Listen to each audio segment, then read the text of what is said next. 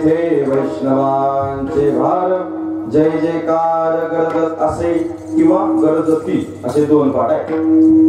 पळून गेली झोप, पळून गेली झोप, होते पापाळ जे जेथे वैष्णवांचे भार जय जयकार गरजत असे. तुका म्हणे तया ठाया, तुका म्हणे तया ठाया ओल छाया कृपेची जेथे वैष्णवांचे भार जय जयकार गरजत असे. विठ्ठल विठ्ठल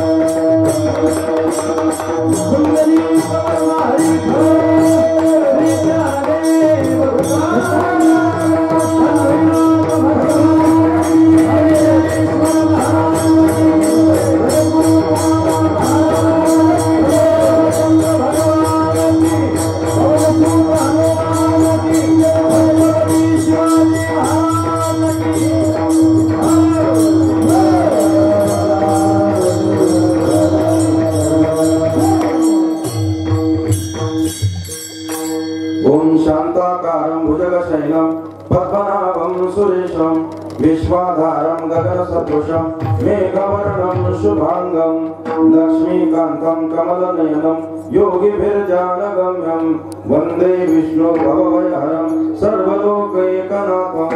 पांडुरंगाकरू प्रथम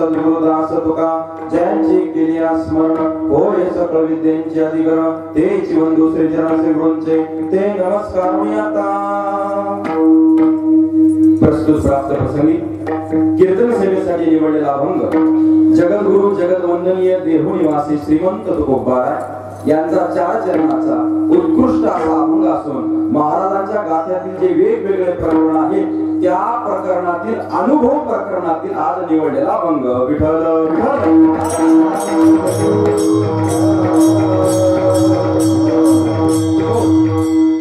प्रस्तुत अभंग जगद्गुरु तुकाराम महाराजांचा असून अभंगाचा प्रतिपाद्य विषय असा आहे बघा चिंतनाचा मुद्दा आहे अभंगाचा पहिला शब्द आहे सावध आणि अभंगाचा दुसरा सुद्धा शब्द आहे सावध म्हणजे सावध या शब्दाची दुरुक्ती या ठिकाणी तुकोबारायांनी साथ दिली आहे महाराज बोलतायत सावध झालो आणि सावध होऊन का धाब्यावर गेलो नाही नाही मग हरी चालो जागरणा पुढे गेलोय मी सावध झालोय आता तुकोबारायांनी सावध हा शब्द दोन वेळेस का वापरला याचं चिंतन करू पण सावध होऊन तुकोबाराय त्या ठिकाणी हरीच्या जागरणाला गेले आता अभंगाचा भाव जर असा व्यवस्थित जर लक्षात घ्यायचा असेल तर या अभंगाकडे जरा संवादात्मक रूपातून पाहायचं आहे जगद्गुरु तुकाराम महाराज आणि एक साधक म्हणजे तुम्ही आणि बरं मग ज्यावेळेस तुकोबाराय म्हणतात मी सावध झालो आणि सावध होऊन हरीच्या जागरणाला त्या ठिकाणी गेलो आहे पण हे ऐकल्यानंतर त्या साधकांनी प्रतिप्रश्न केला महाराज तुम्ही सावध झाला आणि हरीच्या जागरणाला गेला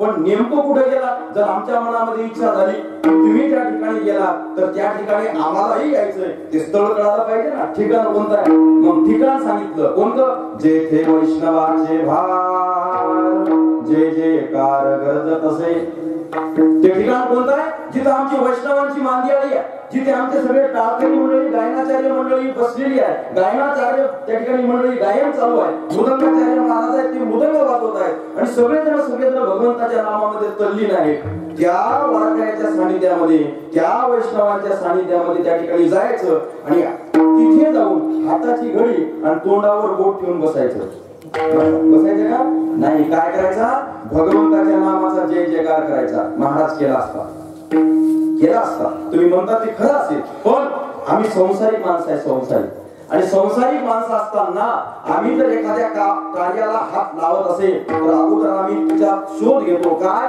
की त्या कामातून आमचा काही फायदा आहे का नाही जर आमचा काही फायदा असेल तरच त्या आम्ही त्या कार्याला स्पर्श करतो अन्यथा आता हा पुढे जय हरी काही फायदा आहे का आमचा तिथे जाण्याचा त्या वैष्णवाच्या सानिध्यात त्या मांदियाळीमध्ये मग तुकाराम महाराज म्हणतात अरे वेड्या मी तुला फायदा सांगतो पळून गेली झोप होते पापाड जे अरे आतापर्यंत कळत न कळत तुझ्याकडून जे काही पाप घडलं असेल जे काही पाप ती पाप रूपी झोप आहे ती पळून गेल्याशिवाय राहत नाही बघा संतात आणि देवात हा फरक आहे चिंतन करू आपण पुढे चिंतन करू भगवंत चांगल्याला जवळ घेतो आणि वाईटाला दूर करतो पण याच्या उलट संत चांगल्याला तर जवळ करतात पण वाईट जरी असला तरी त्याला जवळ करतात मग शेवटी तुकाराम महाराज त्या ठिकाणी सांगतात तुका म्हणे तया ठाया ओल छाया कृपेची ओल या शब्दाचा अर्थ आहे पुन्हा परतून काय परतून अरे पाप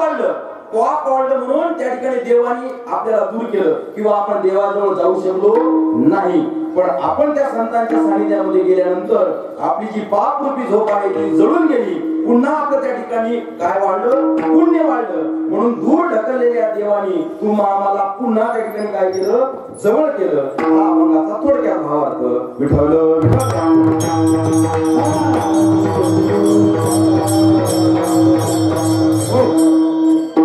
अभंगावर स्पष्टीकरण आणि उदाहरणपूर्वक बोलण्यापूर्वी कार्यक्रमासंबंधी पर्याय द्यायचा तो महत्वाचा आणि असा आजची आपली कीर्तन रूपी सेवा मुक्कामी गिरगाव या गावामध्ये असलेली सर्वांना श्रुत आहे सर्वांना माहिती आहे सालाप्रत प्रमाणे याही वर्षी छत्रपती शिवाजी महाराज यांच्या जयंती निमित्त मला वाटते महाराष्ट्राच्या पाठीवर भारतात जाऊ द्या पण महाराष्ट्राच्या पाठीवर छत्रपती शिवाजी महाराजांच्या जयंती निमित्त सप्ताह आयोजन करणारं कोणतं ठिकाण असेल तर एकमेव माझ्या माहितीचं गिरगाव एखादं कीर्तन होत असेल म्हणजे त्याला काय त्याला नावबोट ठेवायचं नाही एक असो का जास्त असो पण सप्ताहाचं नियोजन तिच्यात करायचं कथेचं नियोजन तिच्यात करायचं ज्ञानेश्वरीचं नियोजन तिच्यात करायचं वेगळा भाव आपल्याला तिच्यात पाहायचा म्हणून आपलं करावं तितकं कौतुक कमी आहे आणि एवढं चांगलं शिस्तबद्ध नियोजन त्या ठिकाणी तुम्ही केलंय तसं हे शेवटी बोलतात शेषराव महाराज, पण मला दम नाही निघाला नाही का. म्हणून एवढं चांगलं त्या ठिकाणी शिस्तबद्ध त्या ठिकाणी नियोजन, सगळ्या गोष्टीचं वेगळ्या प्रकारे सांगण्याची गरज नाही आणि ते मी शब्दात सांगू सुद्धा शकत नाही. म्हणून मी बोलतो कशा करताना तुमचं करावं तितकं कौतुक कमी आहे. कमी याच्यासाठी आहे कारण की काळ कशाचा होता, गेला 9 महिने 10 महिने किंवा 1 वर्ष म्हणलं तरी चालेल. हा 1 वर्ष जो काळ गेलाय तो कशाचा गेलाय, कोरोनाचा गेला. तुम्ही म्हणता महाराज त्याचं टेन्शन गेलं नाही, कशाला त्याचं नाव घेताय तुम्ही, कोरोनाचा काळ गेलाय. पण मी मुद्दाम त्याचं नाव घेतोय, कौतुक तुमचं करतोय की एवढं मोठं नियोजन एवढ्या कोरोनाच्या काळामध्ये सुद्धा तुम्ही त्या ठिकाणी करताय नाही का. कोरोना आला नाही असातला भाग नाही, पण जसं एका नाण्याला 2 बाजू असतात तसं संकटालाही 2 बाजू असतात महाराज. एखाद्या कुटुंबावर लक्ष देऊ नका मी बोलतो काय, एखाद्या कुटुंबावर साधारण जरी संकट आलं तर महिना जातो त्या कुटुंब प्रमुखाचा, हे संकट माझ्यावर का आलं आणि हे पुन्हा संकट माझ्यावर येऊ नये याच्यासाठी मी काय केलं पाहिजे. महिना जातो महाराज. कुटुंबावर सोडा, गावावर सोडा, राज्यावर सोडा, देशावर सोडा, तर कोरोनाचं संकट हे जगावर आलं होतं का नाही. मग मुळात का आलं होतं याचे कारण मीमांसा व्हायला नको. बरं आलं होतं तर पुन्हाही येऊ नये याच्यासाठी आपण काय केलं पाहिजे याचे कारण शोधायला नको. प्रत्येक गोष्टीचं चिंतन एवढं मोठं संकट आल्यावर आपण त्या ठिकाणी करायलाच पाहिजे. का बरं एवढं मोठं संकट आलं, महाराज सांगताय तू का म्हणे पापे येथील रोगाची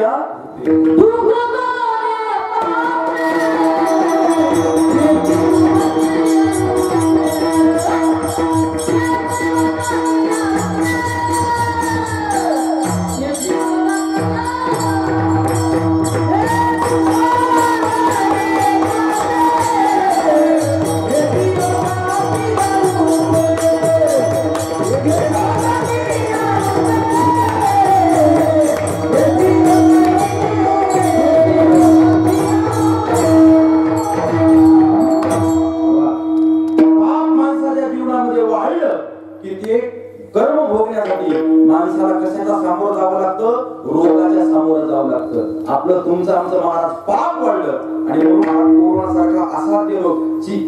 या रोगाची उत्पत्ती कोणत्या देशातून आहे कागदोपत्री ठरलं नाही अजून, पण सगळे म्हणतात या रोगाची उत्पत्ती चीन या देशामध्ये आहे. मी तर आता म्हणलं त्या आजीच्या अंगावर पाल आहे, सगळ्या बाया पळून जातील नाही, उठू नका. म्हणजे इतकी किसळ येणारी जी पाल आहे, पण त्या चीनच्या लोकांनी महाराज भिंतीवरची पालही सोडली नाही खाण्याची. तुम्हाला माझं खोटं वाटत असेल तर प्रत्येकाच्या हातात मोबाईल आहे, अँड्रॉइड, इंटरनेट आहे, युट्यूब वर सर्च करा की चीनच्या लोकांचा आहार काय आहे. पाली, शिरोळ, बेंडक्या, हे सगळे ज्याची आपल्याला किसळ येते ना हे सगळं त्यांचा आहार. मग आता तिथं पाप घडते का पुण्य घडते, पापच घडते आहे ना. मग जर त्या देशामध्ये पाप घडत असेल तर कोरोना काय येणार आहे. आणि शेवटी एक हिंदीमध्ये मन आहे त्या ठिकाणी, हिंदी चीनी भाई भाई. आता आपल्याकडे सगळे माळकरी यासारखं थोडी भाग आहे, म्हणून काही पेशंट आपल्याकडे आले त्या ठिकाणी. मग मी बोलतो कसा करताना आपलं पाप वाढलं आणि म्हणून रोगाचा सामोरा आपल्याला त्या ठिकाणी जावं लागतं. महाराज तुम्ही सांगितलं प्रमाण कोरोना का आला, पण हे घालवायचा कसा. तुका म्हणे पापे जातील संताची जप. जर आपण साधू संतांचं जप केलं, भगवंताचं नाम स्मरण केलं तर तिच्यातून हे जे आपलं पाप वाढलं असेल ते निघून गेल्याशिवाय त्या ठिकाणी राहत नाही.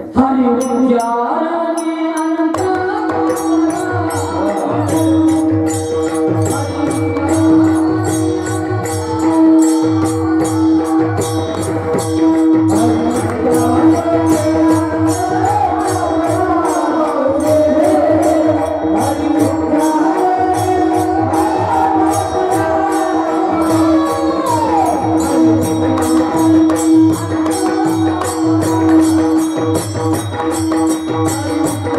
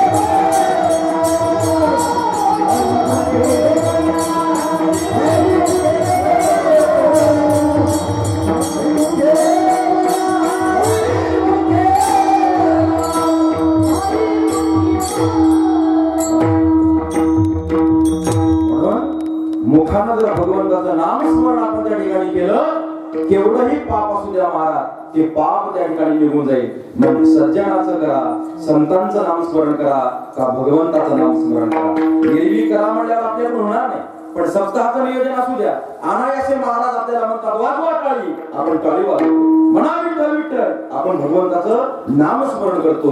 हा त्याच्यासाठी अट्टहासानं एवढ्या संकटाच्या काळामध्ये सुद्धा महाराज या ठिकाणी एवढं मोठं चांगलं नियोजन तुम्ही केलं. तुम्हाला अगदी एका वाक्यामध्ये बोलू, हा कोरोनाचा महामारीचा रोग आपल्या जीवनामध्ये का आला, याचं एक मुख्यतः कारण जर काय असेल, प्रत्येक जण जो त्या क्षेत्रामध्ये आहे त्या क्षेत्रामध्ये इमानदारीने वागण्यापेक्षा बेईमानीने वागला. जगामध्ये अत्याचार वाढला आणि हा कोरोना म्हणजे आता संकट गेला असं समजू नका. हा फक्त विश्व आहे बरं, अजून कॉल यायचाच राहिला. माहित आहे मला, म्हणून मी बोलतो कशा करताना हे सावध होण्यासाठी आहे. सावध होण्यासाठी चिंतन करू पुढे आपण, पण मी बोलतो कशा करताना लक्षात ठेवा. एक व्यक्ती भेटला मला त्या मागच्या दिवसामध्ये. मग महाराज काय चालू आहे? मी म्हटलं काय नाही बाबा, 6 महिन्यापासून घरीच आहे. अजून किती दिवस घरी राहावं लागेल काय माहित. होणारच होतं. एक दिवस तुमचं दुकान बंद, अरे दुकान एक दिवस तुमचं दुकान बंद होणार होतं. मी म्हटलं काय झालं असं? आमच्या गावात एक महाराज आले होते, मग 100 रुपये पॉकेट मध्ये कमी भरले. 100 रुपये तोंडावर पॉकेट फेकून दिलं त्यांनी. मी म्हटलं फेकायला नव्हतं पाहिजे, त्यांच्याकडून मी क्षमा मागतो. ज्या महाराजांनी 100 रुपयासाठी तुमच्या तोंडावर पॉकेट फेकलं, तुम्हाला कळत नाही का? जो महाराज 100 रुपयासाठी तुमच्या तोंडावर पॉकेट फेकतो त्याच्या ताटा घेताच जाऊन तुम्ही. महाराष्ट्रामध्ये गुरुवर्य मंडळी नाही की जी त्या ठिकाणी केवळ आणि केवळ सेवा करण्यासाठी त्या ठिकाणी फिरते आणि खरं परिवर्तन त्यांच्यामुळे होते. विठ्ठल विठ्ठल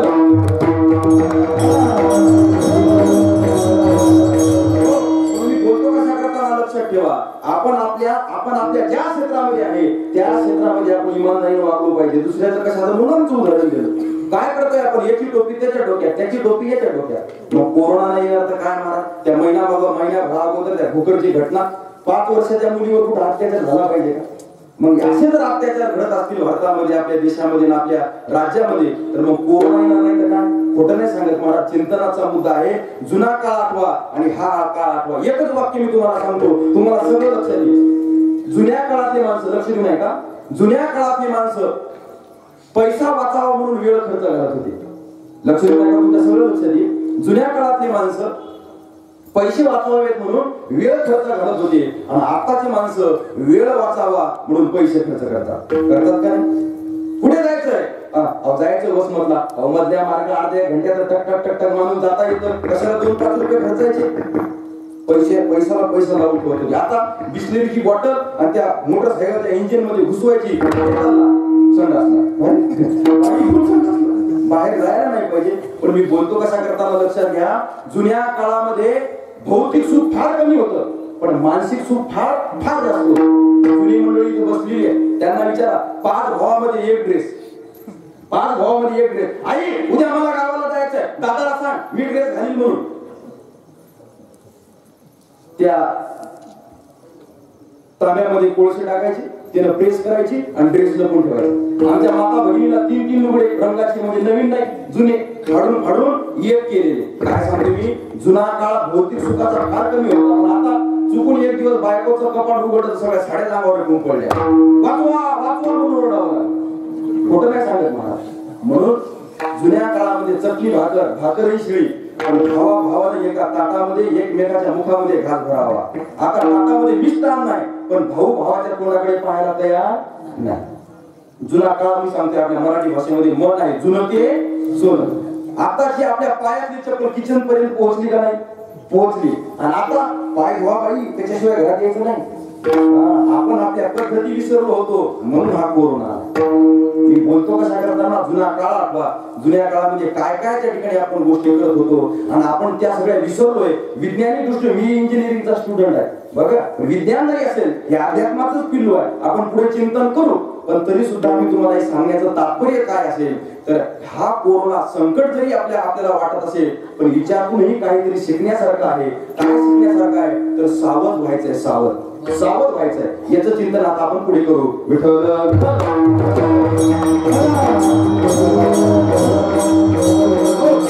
फार फार फार फार चांगलं त्या ठिकाणी नियोजन आहे.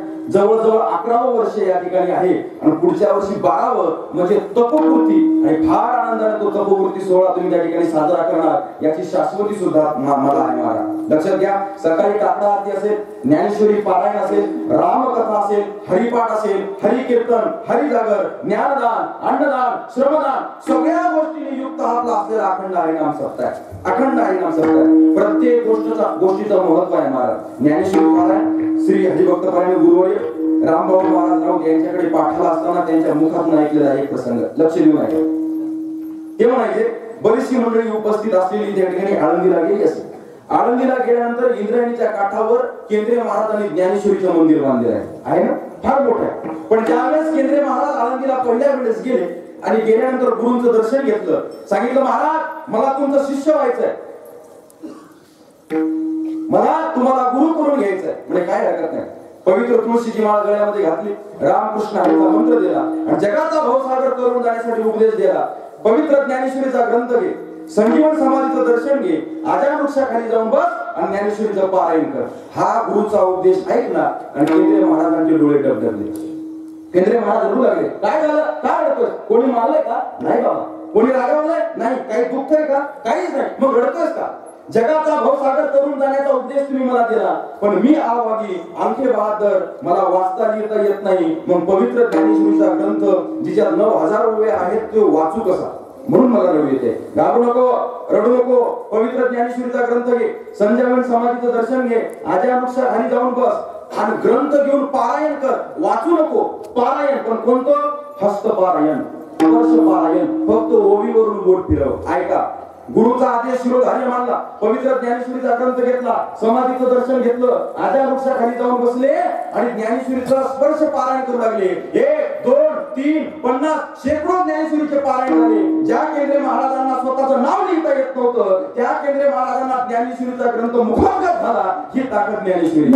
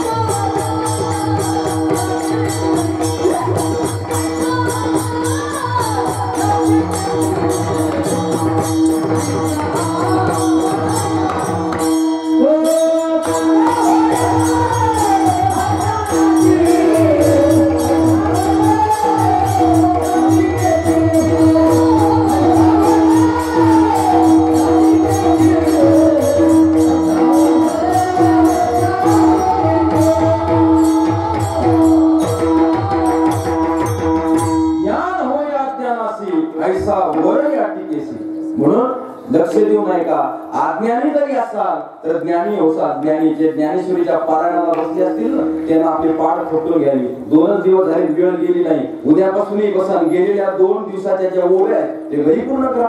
म्हणून पवित्र ज्ञानेश्वरीचं पारायण त्या ठिकाणी घडलं पाहिजे. आणि विशेष करून आमचे गुरुवर्य श्री हरिभक्त पारायण उद्धवजी महाराज यांची पवित्र श्रीराम कथा या ठिकाणी चालते. जीवनात आल्यानंतर जगावं कसं, माणसाने बोलावं कसं, माणसाने वागावं कसं, थोडक्यात आपल्या नात्यासोबत त्या ठिकाणी राहावं कसं, एकमेकात घरात सुद्धा त्या ठिकाणी कसं राहावं हे शिकवणारा कोणता ग्रंथ असेल तर तो म्हणजे त्या ठिकाणी महाराज रामकथेचा आहे. रामकथेचा तुम्ही गोष्टी ऐकसा, तुम्ही कहाण्या ऐकसा, पण गोष्टी कहाणी ऐकून माणसाच्या जीवनातल्या व्यथा कमी होत नाही. तुम्हाला तुमच्या जीवनातल्या व्यथा जर कमी करायच्या असतील तर त्याच्यासाठी तुम्हाला श्रवण करावी लागेल कथा. त्याच्याशिवाय जीवनातल्या व्यथा तुमच्या कमी होणार नाही. आम्ही महाराष्ट्रभर फिरत असताना एका गावात गेलो आणि गावात गेल्यावर ज्या घरी बसण्याची व्यवस्था होती तिथं असं हॉलमध्ये बसलो आणि बाजूला किचन मध्ये अशी मोठी भिंत होती, पण भिंतीला खिडकी होती. लक्ष देऊ नाही का? भिंतीला खिडकी होती, भिंतीला खिडकी. आणि भिंतीला खिडकी असताना किचन मध्ये काय चाललंय संवाद हे आमच्या कानावर चालला होता. सासूबाई सुनबाईला सांगत होती, अगं सुनबाई ऐकतेस का ग, गावात सप्ताह आहे, अन्नदान चालू आहे, बाळूही गेलाय आणि म्हातारही जेवायला गेलंय, तू आणि मी दोघीच जेवण करणार आहे. मग कशाला उंडा चुरायचा, पोळ्या लाटायच्या, भाजी कापायची, शिजवायची, एवढा अट्टहास केल्यापेक्षा आपल्या 3 शिट्ट्याचा कार्यक्रम होते. खिचडी. सुनबाईला आनंद झाला, चला आज जास्त काही मेहनत करण्याची गरज नाही म्हणून त्यांची खिचडी तयार झाली. दोघेही जेवायला बसल्या. पण काय झालं कुणास ठाऊक, त्यांचा वाद चालू झाला. मी लक्ष देऊन ऐकू लागलो. शेषराव महाराज म्हणलं कीर्तना सांगा कामा पडलं नाही का. त्या दोघीचा वाद चालू झाला. सासूबाई रागवत होती, का ग कळत नाही तुला, कळत नाही. एवढे देवाने 2 चांगले डोळे दिले पण तांदूळ निसताना त्या तांदळाचा एक खडा तुला दिसला नाही. माझ्या दाराखाली आला होता, पडला असता म्हणजे आता ती काय त्रेतायुगातली सीता माता होती की काय, कडक भडक लक्ष्मीच कलियुगातली. तिनेही प्रत्युत्तर दिलं, सासूबाई त्या देवाने मला 2 डोळे दिले हे खरं आहे, त्याच देवाने तुम्हाला 32 दात दिले. त्या 32 दातांनी एक साधा छोटा खडा चावता आला नाही, मुकाट्यानं खिचडी गिळली त्या म्हातारीने. बोलतो कशा करताना हा जो नात्यामधला दुरावा आहे, ते नात्यामधला अंतर आहे, ते नात्यामधला अंतर आणि दुरावा भरून काढण्याचं काम जर कोण करत असेल तर ती म्हणजे पवित्र श्रीराम कथा करते. एखादा समाजामध्ये आम्हाला वाद बघायला मिळतो, काय झालं ताई, मी मरणार, मी आत्महत्या करणार, मी विष पिणार, मी विहिरीमध्ये उडी मारणार. अरे झालं काय, सासू मला रागवली, झालं काय, सासू मला रागवली. सासू रागवली म्हणून आत्महत्या करायची ना ताई, नक्की करा. पण अगोदर रामायण करा. रामायणामध्ये सीता माता कोण होती? सीता माता देवाची बायको, राजाची लेक, राजाची सून. वनवास नसताना पातिव्रत्य धर्माचं पालन करण्यासाठी 14 वर्ष नवऱ्यासोबत वनवासात गेली. रोज रात्री डोक्याखाली दगड घेऊन झोपली पण एक साधी तक्रार केली नाही. ही कथेतली सीता माता कळाल्याबरोबर हातातला विषाचा डब्बा आणि डोक्यातला आत्महत्येचा विचार बाजूला गेल्याशिवाय राहणार नाही. ही ताकद रामकथेची आहे. विठ्ठल विठ्ठल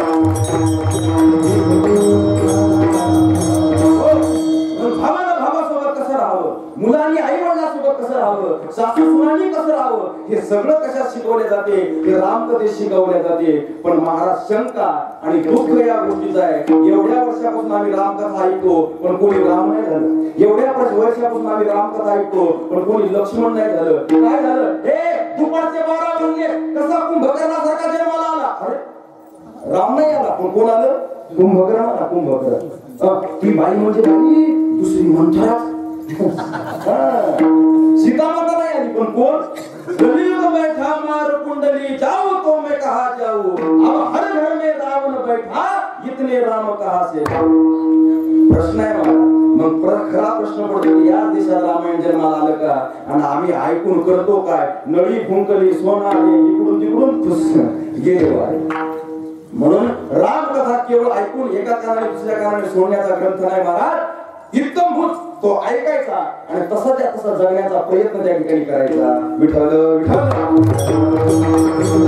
मी बोलतो कशा करताना लक्षात असू द्या किती कौतुक किती प्रास्तावना त्या ठिकाणी करावी. म्हणून बोलतो कशा करताना एवढं चांगलं नियोजन आहे. मी ज्ञानाने अनुभवाने वयाने प्रत्येक गोष्टीने त्या ठिकाणी लहान आहे तरी सुद्धा प्रेमापोटी तुम्ही मला या ठिकाणी आमंत्रित केलं. सप्ताह कमिटी, गावकरी मंडळी या सप्ताहाला प्रत्यक्ष अप्रत्यक्षरित्या जे कोणी सहकार्य करत असेल त्यांचे या ठिकाणी आभार मानून माझ्या वाणीला वाट मोकळी करतो आणि अभंगाकडे वळतो.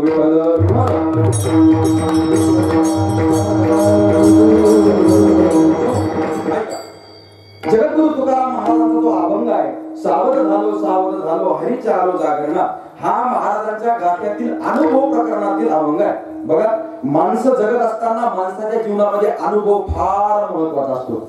अशी फेट्यावाली जुनी मंडळी बसलेली आहे ना, ही आम्हाला सांगत असताना त्या ठिकाणी बोलते, अरे बाबांनो आमचं ऐका रे. का?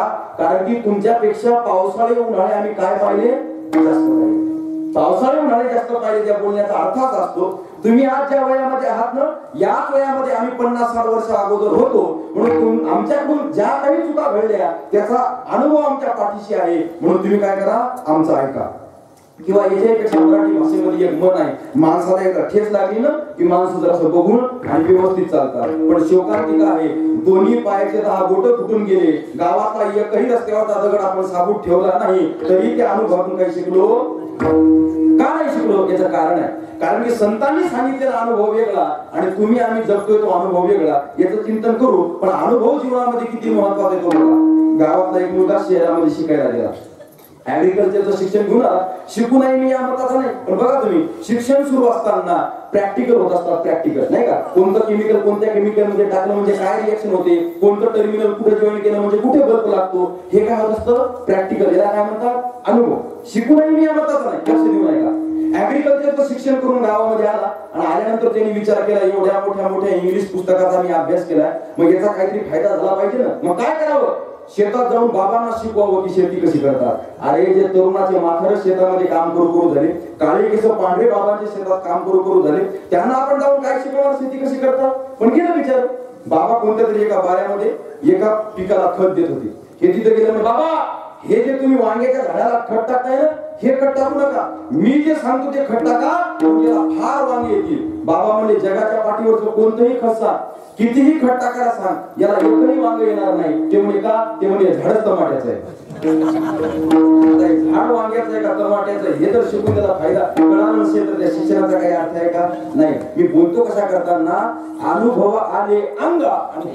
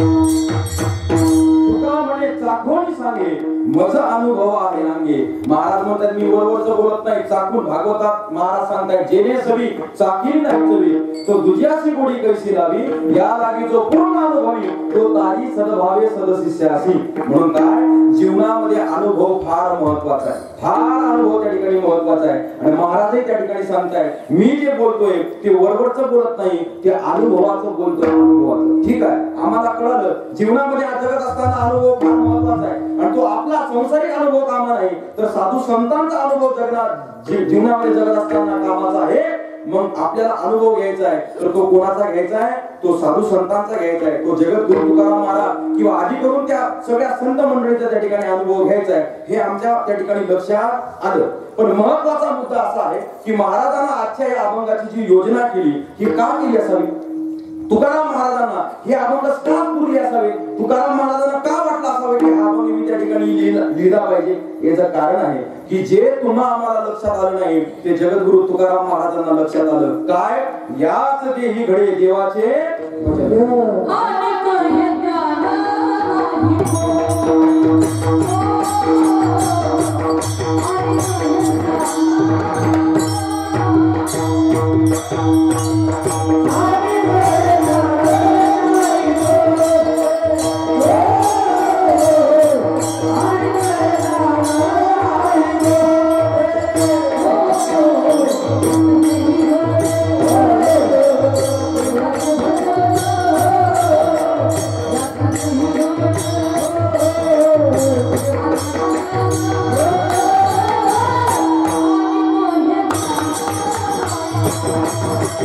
Oh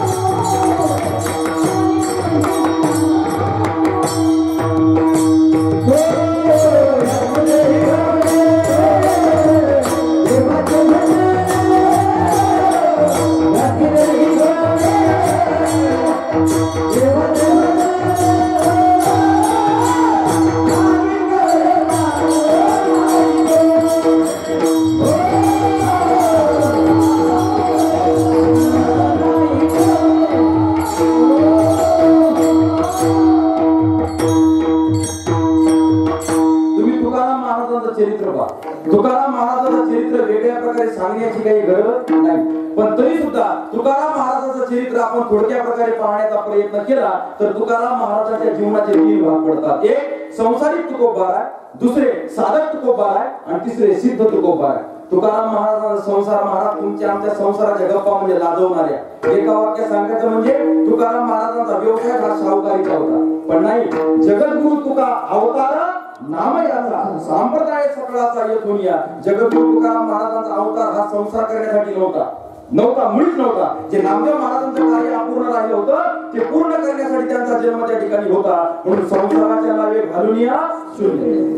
त्यांचे तुम्ही अभंग बघा महाराज, संसाराच्या तापे तापलो मी देवा करिता या सेवा कुटुंबाची, नाही का? म्हणून बरे झाले तेव्हा निघाले दिवाळी. बरे या दुष्काळी पिढा गेली आणि आपल्याकडे दुष्काळ पडले की आपण मोर्चा करतो, नाही का? हा फरक आहे महाराज तुकाराम महाराज तुमच्या आमच्या. म्हणून जे संसारिक होते ते साधक झाले आणि जे साधक होते ते सिद्ध झाले. याचं कारण जर काय असेल तर याच देही घडे देवाचे भजन हे तुकाराम महाराजांच्या लक्षात आलं पण तुमच्या आमच्या लक्षात आलं नाही.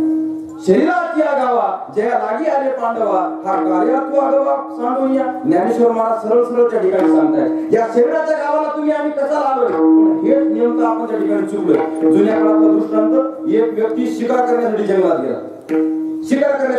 गेला आणि चालत घनदाट जंगलामध्ये गेल्यानंतर तिथं 2 चोरांनी त्याला पकडलं. असा चाकू दाखवला, चाकू चल तुझ्या जवळचं काय आहे ते लवकर काढून दे. खिशातले पैसे, बोटातली अंगठी, गळ्यातली चेन सगळं त्या ठिकाणी काढून दिलं आणि जीव वाचला म्हणून गावात पळून आला. 10 मिनिटात सगळ्या गावात बातमी, चोरांनी लुटलं, डाकूंनी लुटलं, चोरांनी लुटलं, डाकूंनी लुटलं. माझ्यासारखा मित्र गेला भेटायला, म्हणजे काय झालं? शिकार करायला गेलो होतो पण चोरांनी लुटलं.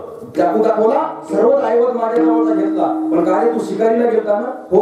तुझ्याजवळ बंदूक होती ना? बंदूक होती म्हणे पण कमरेला खोल होती, शर्टचा कपडा होता वरून, त्याला ती दिसलीच नाही तर त्याने तीही नेली असती. अरे मूर्खा, तुझ्याजवळ जर बंदूक होती तर चाकूला घाबरण्याची काही गरज होती का?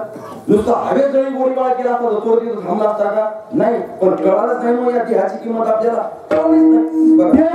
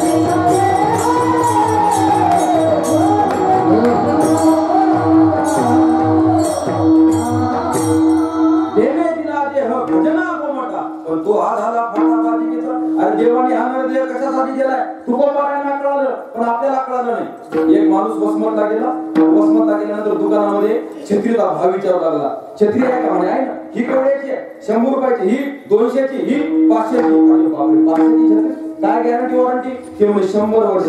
काय लपड बोलता राजू? साधी फडक्याची छत्री 100 वर्ष कशी टिकेल? पण 101% 100 वर्ष टिकेल. आटी मात्र 2 काय पावसात भिजू द्यायची नाही, उन्हात फुल यायची नाही. घरात लटकून ठेवलेल्या छत्रीप्रमाणे तुमच्या आमच्या देहाची गत झालेली आहे. कशाला जन्म झालेला आहे? आपण परिपूर्ण ते विसरून गेलोय. परिपूर्ण जे करायचं नाही त्याच्या मागे आपण जातोय आणि जे करायला पाहिजे त्याच्या मागे मात्र आपण त्या ठिकाणी जात नाही. हे तुकाराम महाराजांच्या लक्षात आलं आणि तुकाराम महाराजांनी तुम्हाला आम्हाला काय केलं? अभंगाचं पहिलं चरण.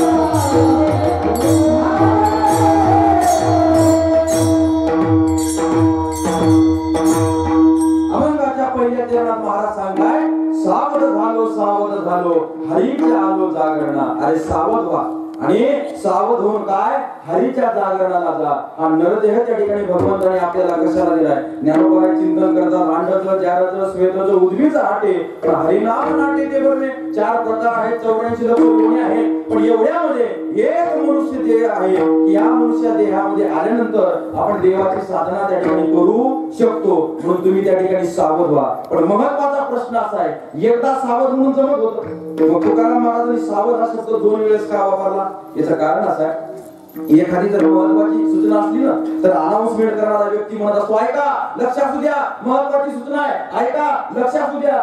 तो पुन्हा पुन्हा सांगतो का कारण की ती सूचना महत्वाची आहे. किंवा एखादं माता भगिनीचं लेकरू शहरामध्ये शिकायला चाललंय आणि ती वाटी लावत असताना त्या मुलाला शहराकडे पाठवत असताना बाळा तब्येतीची काळजी घे वेळेवर जेवण कर रोड क्रॉस करत असताना दोन्हीकडे बघ काही कमी जास्त वाटत असेल तर घरी फोन कर तब्येतीची काळजी घे तब्येतीची काळजी घे. अरे एकच वाक्य पुन्हा पुन्हा का कारण की त्या आईच्या अंतःकरणात त्या लेकराविषयी असलेलं प्रेम आणि ते त्या संतांचे तुम्ही आम्ही कोण लेकर तुम्ही संत माय बाप कृपा म्हणतात. संत तर आपले माय पण आहेत आणि संत तर आपले बाप पण आहेत त्यांचे आपण लेकर आहोत आणि मग त्या आई वडिलांना असं वाटलं हे माझे लेकर भोळे आहेत त्यांना एकदा सांगून समजणार नाही म्हणून काय केलं पाहिजे पुन्हा पुन्हा सांगितलं पाहिजे. बरं प्रश्न असा सावध कोणाला करतात जो बेसावध आहे त्याला. असं म्हणल्यावर बऱ्याच जणांच्या डोक्यामध्ये असा लाईट लागला असं आज महाराजाचा अभंग चुकला. गरजच आहे ना आम्हाला सावधपणाची. आम्ही सगळे अगोदरच काय आहोत सावधच आहोत. मग आम्हाला सावध करण्याची काय गरज आहे. आमच्या गावातला एक माणूस आहे ते म्हणजे ठोक्यानं ठाक्यानं काय म्हणतात ते दुसऱ्याचा वावर करतात ना ते दुसऱ्याचा वावर केलं रिसोर्टात जाऊन आणि सोयाबीन सोंगली आणि घरी आणायची की जे पाऊस चालू झाला त्याला जागेवरच कोंब फुटले. मी काय झालं महाराज जागेवरच कोंब फुटले सोयाबीनला. अरे काही नाही आता सर्वे होणार आणि सर्वे झाल्यावर काहीतरी अकाउंट मध्ये पैसे येणार म्हणजे येणार अकाउंट मध्ये पैसे पण कोणाच्या ज्याच्या नावावर सातबार आहे त्याच्या. बिचाऱ्यानं काय केलं आमचं ट्रॅक्टर नेलं सगळी कोंब आलेली सोयाबीन त्या ट्राली भरली आणि स्वतःच्या शेतात आणून टाकली. कशाला सर्वे करायला. आता एवढे जर आपण सावध असलो तर आपल्याला काही गरज आहे का सावधपणाच्या लक्षणाची. पण याला सावध पण म्हणत नाही महाराज बेसावध पण म्हणतात. म्हणून आपण त्या ठिकाणी बेसावध आहोत बेसावध. एखादा व्यक्ती रात्री झोपला रात्री झोपल्यानंतर झोपलेला व्यक्ती कसा असतो बेसावध असतो आणि त्या बेसावधपणाचा फायदा घेण्यासाठी त्याचा वैरी आला आणि दगड घेऊन त्याच्या डोक्यावर टाकला आणि त्याला मारलं. पुन्हा म्हणते महाराज जर झोपेतला माणूस बेसावध असतो आणि त्याला जर आपल्याला सावध करायचं आहे म्हणून झोपेतून जाग करण्यासाठी तुकाराम महाराजांना अभंग लिहिला का. हो झोपेतून जाग करण्यासाठी तुकाराम महाराजांनी अभंग लिहिला.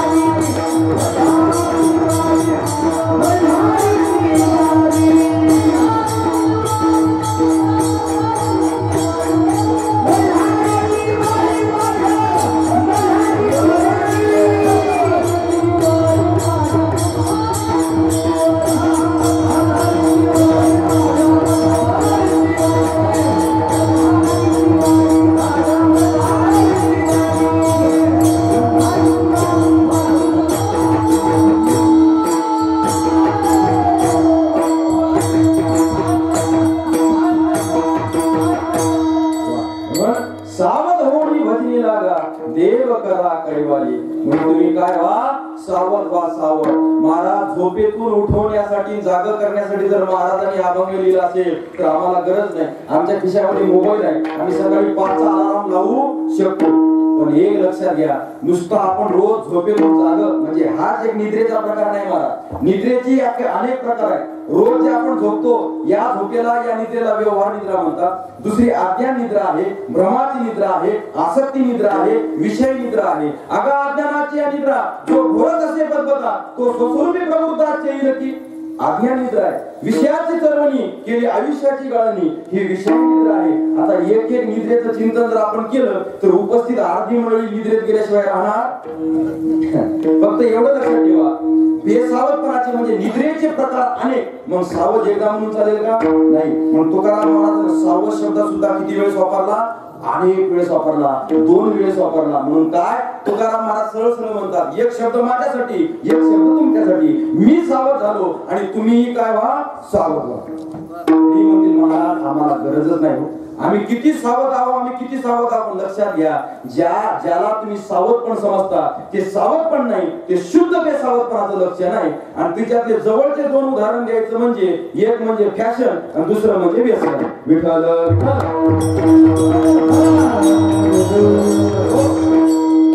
फॅशन करू नये या मताचं नाही. जीन्स पॅन्ट टी शर्ट घातली पाहिजे, गॉगल लावून गाडीवर फिरलं पाहिजे, मोबाईल लॅपटॉप वापरला पाहिजे, फ्लुएंटली इंग्लिश बोलता आली पाहिजे. पण लक्षात घ्या, याचा वापर झाला पाहिजे पण अतिरेक होता कामा नाही. आमच्या सिंधुताई सपकाळे यांचं एक वाक्य आहे, मी बेसावध वर बोलतोय. बेसावध म्हणजे किती महत्वाचं आहे बघा. बेसावध सिंधुताई सपकाळे यांचं एक वाक्य आहे. ते म्हणतात, जर मुलगी अंग झाकेल असे कपडे परिधान करेल तर समाज तिचा सत्कार करेल, पण ती मुलगी अंग प्रदर्शन होईल असे कपडे परिधान करेल तर समाज तिचा बलात्कार केल्याशिवाय राहणार नाही.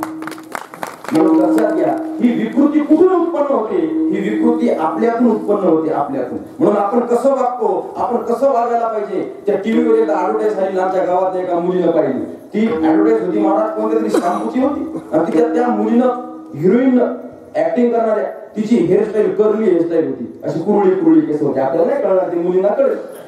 कर्ली हेअरस्टाईल होती. तिला वाटलं अशी हेअरस्टाईल आपली झाली पाहिजे, म्हणून काय करावं, तिने ती लोखंडी फुकणी घेतली चुलीत घातली. ती गेली गरम आणि फिरवली केसात. कर्ली तर नाही झाली पण टकली झाली. फॅशन करू नाही या मताचं नाही, पण कितपर्यंत तुम्ही ब्युटी पार्लरला जा पण साधारण टचअप करून या ना. स्टेजवर आपली बॉडी कोणती आहे हे पाहुण्याला दाखवायला बापालाही ओळखू येऊ नये, येऊ नये.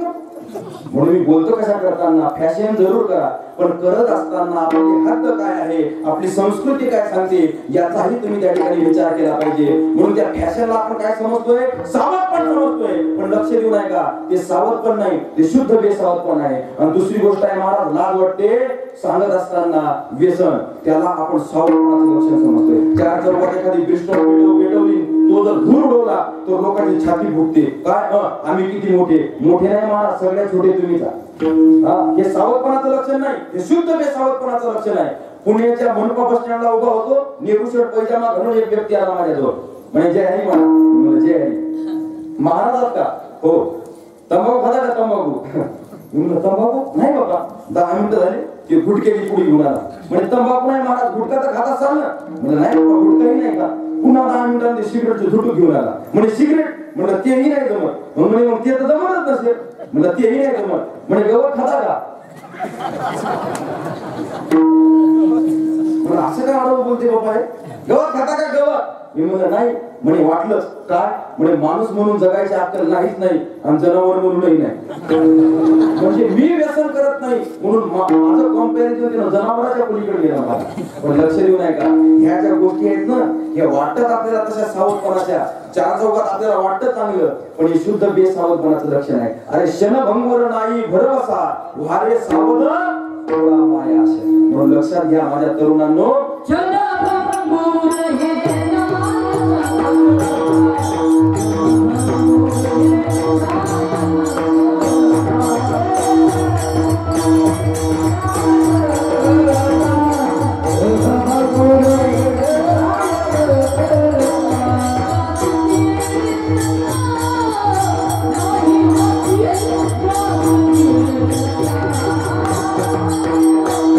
Love me.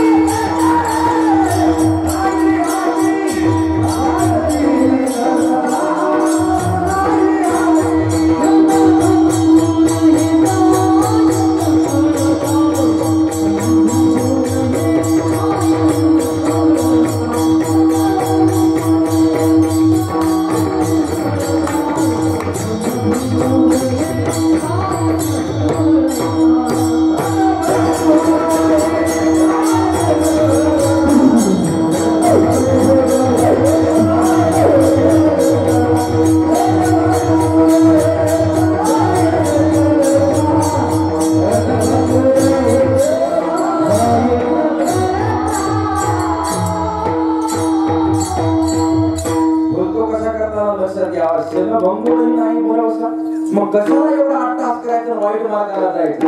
तुम्हाला एक शेवटचं टोक सांगतो बेसावटपणाचं, शेवटचं टोक लक्ष देऊन ऐका, विशेष करून तरुणांना. एक हिंदू कुटुंब महाराजांच्या, नारद महाराजांच्या गादीवर उभा आहे. बरं, या गादीवरून सांगतो, जगाच्या पाठीवरचा कोणता धर्म वाईट नाही आणि जगाच्या पाठीवरचा कोणता धर्म ग्रंथ वाईट नाही. मग वाईट काय आहे? बेसावत. पण तुमच्या लक्षात येईल, एक हिंदू कुटुंब वैष्णवी मातेच्या दर्शनाला जम्मू काश्मीरला गेलं आणि तिथं गेल्यानंतर वापस येत असताना त्या जंगलामध्ये 4-5 आतंकवाद्यांनी त्यांची गाडी अडवली. ते बघून AK-47 रायफल, तरवारी, बॉम्ब, त्याचा तो अवतार बघून गाडीत काही बालकं होते, काही महिला होत्या, काही माणसं होते, घाबरले, रडायला लागले. कुटुंब प्रमुखही घाबरला, पण त्याला वाटलं मी रडलो तर यांना कोण सांभाळावं. रडू नका, घाबरू नका, रडू नका, घाबरू नका, मी आहे. चलो उतरो नीचे, चलो उतरो नीचे. उतरवलं महाराज आणि उतरवल्यावर विचारलं, कोण हो तुम, कौन से जाती के हो? लक्ष देऊन ऐका, वाईट कोणता धर्म नाही, वाईट कोणता धर्मग्रंथ नाही. मग वाईट काय आहे? लक्ष येईल तुमच्या. कौन से धर्म के हो? होते हिंदू, पण जीव वाचवण्यासाठी सांगितलं हा मुस्लिम धर्म के. एका दुसऱ्यानं बारीक नजरेनं पाहिलं, म्हणजे मला तर वाटत नाही रे मुस्लिम धर्माचे आहेत म्हणून. खरं खरं सांगा, मुस्लिम आहेत का? हो मुस्लिम आहे. मग कुराण मधलं एखादा आयत म्हणून दाखवा बरं. आपण श्लोक म्हणतो ते आयत म्हणतात, कुराण मधलं एखादा आयत म्हणून दाखवा. त्यानं काय केलं महाराज, घाईने एक हिंदू धर्म ग्रंथातला त्या ठिकाणी श्लोक म्हणला, हरे नाम हरे नाम हरे नाम केवलम करुणास्तेव नास्तेव नास्तेव गतिर्नता. असं म्हणलं तर त्या आतंकवादीनं टाळी वाजवली. अरे ये तो मुसलमान आहे, ज्याने दोन. अरे कुराणामधलं आयत म्हणायला सांगितलं होतं, म्हणला हिंदू धर्म ग्रंथातला श्लोक आणि मुसलमान म्हणून जाऊ दिलं. पुढे गेले, जीवाला पाणी पिलं आणि बायकोने विचारलं कुटुंब प्रमुखाला, का हो त्यानंतर कुराणामधलं आयत म्हणायला सांगितलं, तुम्ही हिंदू धर्म ग्रंथातला श्लोक म्हणला. त्याला कळालं असतं तर ती म्हणे मला माहित आहे त्याला कळालं नसतं. का? जन्माला आल्यापासून एकदा जरी त्यानं कुराण वाचलं असतं तर हातात बंदूक घेऊन तो आतंकवादी झाला नसता. पण काहीतरी डोक्यामध्ये तरुणाच्या घालायचं, बेसावधपणाची लक्षणं सावध म्हणून, आणि काहीतरी आमिष दाखवायची आणि मुलांना भटकवण्याचं काम करायचं आणि सावधपणाची लक्षणं म्हणून बेसावधपणावर घालायचं. पण हे शुद्ध त्या ठिकाणी काय महाराज? बेसावधपणाचे लक्षण आहे. म्हणून तरुणांना ऐका, सावध झाल्यावर काय होतं सावध झाल्यावर? लक्ष देऊन ऐका. एक जण जर सावध झालं तर आमचं हिंदवी स्वराज्य त्या ठिकाणी स्थापन होऊ शकतं. लक्ष देऊन ऐका. म्हणून मी बोलतो कशा करताना, सावध व्हा. तुम्ही नेहमी एक कथा ऐका, असा राजा भृताहरीची. उज्जैनचा राजा विक्रमादित्य आणि त्याचा भाऊ लहान, त्या ठिकाणी मोठा भाऊ राजा भृताहरी. राजा भृताहरीच्या त्या ठिकाणी राजमहालामध्ये एक साधू आहे आणि साधू आल्यानंतर तो राजा भृताहरी त्या साधूची टिंगल करू लागला. काय महाराज, भगीवस्तो परिधान केले, कळत नाही का तुम्हाला? आमच्यासारखा संसार केला असता, बंगला बांधला असता, मुलं बाळ झाले असते, किती आनंदात राहिले असते. पण संतांचं चरित्र महाराज, मी तुम्हाला अगोदरही बोललो, संत असे आहे, चांगल्याचं चांगलं करतात, पण वाईटाचंही चांगलं करतात. हा संतांचा स्वभाव आहे महाराज. आधी करून सगळ्या साधू संतांचं चरित्र तुम्ही बघा. ज्या समाजाच्या विकासासाठी साधू संत झटले त्याच समाजाने आमच्या साधू संतांवर अत्याचार केले. काय गुन्हा होतो, काय चूक होती आमच्या ज्ञानोबारायांची, त्यांच्या भावंडाची. विठ्ठलपंत आणि रुक्मिणी माता त्या ब्राह्मणाच्या दारावर जाऊन हात जोडून विनंती करत होते, अरे जी काही चूक आहे ती आमची आहे, जी काही शिक्षा द्यायची ती आम्हाला द्या, पण आमच्या बाळांचा संस्कार त्या ठिकाणी करा आणि समाजामध्ये त्यांना स्वीकृती करा, समाजामध्ये त्यांना सामील करून घ्या. पुस्तक उघडलं आणि सांगितलं, तुमच्या लेकराला समाजामध्ये घ्यायचं असेल तर एकच करायचं, काय? देहांत प्रायश्चित्त. त्याही काळामध्ये आई वडिलांनी आपल्या मुलाच्या भविष्यासाठी आपल्या जीवाची पर्वा केली नाही आणि आजही आई वडील आपल्या मुलाच्या भविष्यासाठी आपल्या जीवाची पर्वा करत नाही. 2 पत्र लिहिले. एक पत्र लिहिलं निवृत्तीदाताच्या नावाने आणि एक पत्र लिहिलं त्या ब्राह्मणाच्या नावाने आणि प्रयागसाठी जाऊन त्या ठिकाणी देहांत प्रायश्चित्त केलं. मी बोलतो ते दृश्य नजर समोर आणा. रात्रीचे 12 वाजलेले, मध्यरात्र आहे आणि इंद्रायणीच्या काठावर सिद्ध बेटामध्ये आमच्या ज्ञानोबा आहे आणि आधी करून त्यांच्या भावंडाची एक मोडकी तोडकी झोपडी आहे. रात्रीच्या 12 वाजता काय झालं कुणास ठाऊक, छोटीशी मुक्ताई उठली आणि त्या मोडक्या तोडक्या झोपडीच्या एका कोपऱ्यामध्ये जाऊन धुमचत रडू लागली. रडण्याचा आवाज जेव्हा ज्ञानोबारायांच्या कानावर आला, अंगणामध्ये एखादं खेळणारं लेकरू आहे आणि स्वयंपाक खोलीमध्ये आई काम करते, पण काम करत असताना आईच्या कानावर जर बाळाचा रडण्याचा आवाज गेला, कितीही महत्वाचं काम असू द्या, ती आई काम टाकून देते आणि त्या बाळाला जाऊन कडेवर घेते आणि काय झालं म्हणून चौकशी करते. ज्ञानोबारायांना सुद्धा त्या ठिकाणी मुक्ताई मातेचा रडण्याचा आवाज त्यांच्या कानावर पडला. कानावर पडल्यानंतर ज्ञानोबाराय उठले आईने जसं लेकराला जवळ घ्यावं तसं ज्ञानोबारायांनी मुक्ताई मातेला जवळ घेतलं. आपल्या छातीला कवटाळलं, प्रेमाचा हात तिच्या पाठीवरून फिरवला आणि विचारलं, मुक्ताई काय झालं ग, काय रडते, काय रडतेस, कुठं मारलंय का? नाही दादा, कोणच मारलं नाही. मग कोणी रागवलं? नाही दादा, कोणीच नाही रागवलं. मग तब्येत बरोबर, सगळं बरोबर आहे. मग काय झालं? मुक्ताई मातेच्या मुखामधून एक शब्द बाहेर पडला, महाराजांचा तो शब्द होता आई. स्वामी तिन्ही जगाचा, आपण आई विना भिकारी. आई आपल्याला सोडून गेली मुक्ताई, बाबा आपल्याला सोडून गेले, पण या समाजासाठी आपल्याला जगायचंय. ये झोपले असते रे दादा, झोपले असते, पण रोज आईला बिलगुलून आईचा हात डोक्याखाली घेऊन झोपायची सवय होती. आज आई राहिली नाही आणि आज आईचा हातही राहिला नाही. मग कशी झोप येणार? खोटं नाही सांगत महाराज. आमच्या ज्ञानोबारायांनी आपला उजवा हात मुक्ताई मातेच्या समोर केला आणि सांगितलं, मुक्ताई आजपासून हा हात तुझ्या भावाचा समजू नको, हा हात तुझ्या आईचा समज. आणि ज्ञानोबारायांनी मुक्ताईला तो हात दिला.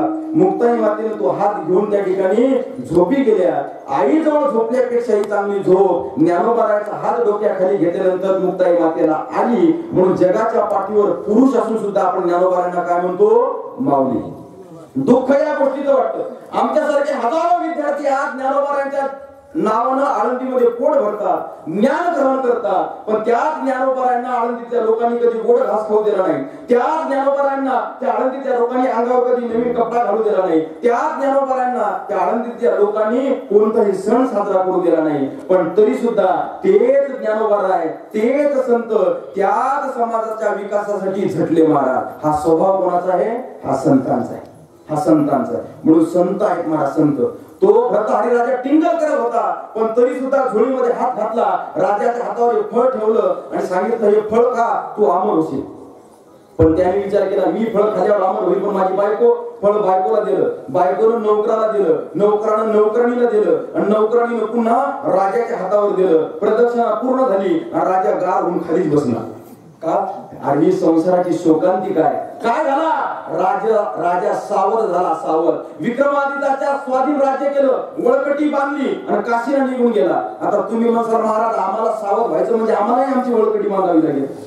नाही महाराज, बिलकुल वळकटी बांधायची गरज नाही. अहो त्या राजानं घर सोडलं ना, आम्ही घर सोडल्यावर आमच्या घराचं काय होईल? अहो सांगू तुम्हाला, तुम्ही जर सावध झाले तर तुमचं घर काय? या महाराष्ट्रातली एक माता माऊली सावध झाली तर तिने हिंदवी स्वराज्य स्थापन केलं. केवळ सावधपणाच्या लक्षणावर. विठ्ठल